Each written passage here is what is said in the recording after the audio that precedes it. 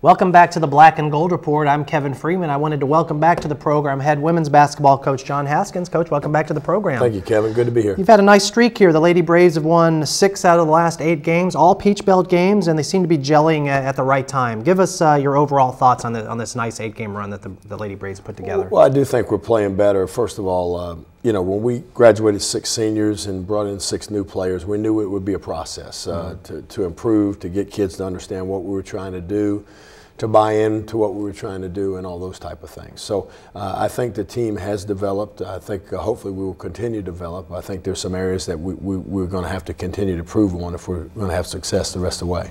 I wanted to look at the last two nice road wins in a row to end that 4-game road streak that you had.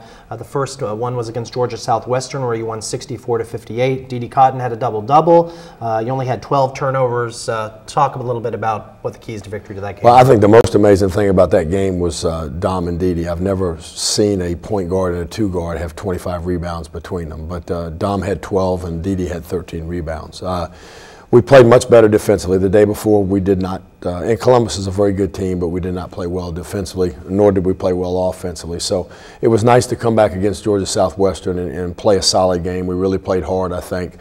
Struggled to score a little bit down the stretch, but got stops when we needed to and made enough baskets to win. And your most recent road game was a nice thriller, a 59-56 win over Francis Marion. Give us a rundown on the last 15 seconds of that game. It was quite the finish, including Amelia Parton's buzzer beater at the three-pointer at the end. Well, they had called a couple of timeouts previous to tying the game up. Amelia had hit 2 free throws with 40 seconds or so left in the game. And we told them in both timeouts that we weren't going to call a timeout. You know, we said we were going to get a stop, but that didn't happen. They actually tied the game, but we said we were going to come down and run a shot clock play.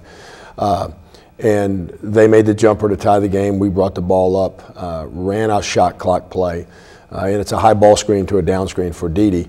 And Dom decided to pitch it to Amelia instead of throwing back to Dee Dee. Amelia didn't really have anything, tried to get in there, lost the ball. They got possession of it, and we slapped it off their leg. The ball bounces around in front of our bench, and the horn goes off, and the officials put 9/10 of a second back on. So we kind of just drew up a play out of a set that we ran, and basically I thought Dee Dee and Amelia did a real good job of reading the play. Amelia set a flare screen for Dom. Her girl went with her for a split second. Amelia stepped back up to the ball, shaped up, and turned around and made a shot. Is it as exciting for you as a coach as it is for the fans and for the players when a team wins on a last-second shot like that? Well, I'll just say this. When I was a younger coach and as an assistant at Gardner-Webb, you know, I was jumping around out on the floor with the players, last-second shots. As a head coach, you feel like you got to, you know, be a little more reserved. So basically I went, hey, that's great. We don't have to go to overtime. And I walked down to their bench and shake hands. It is exciting, but, you know, you react a little bit different. Well, don't tell that to Lars. He might disagree with you there. So you're 2-2 on this road trip. Are you relatively satisfied with that? You played some tough Peach Belt opponents. Well, I'd say the first thing, you kind of as a coach, you look in, boy, if we could get X number of these games, but the satisfaction comes from did we play well or not, and we actually played much better.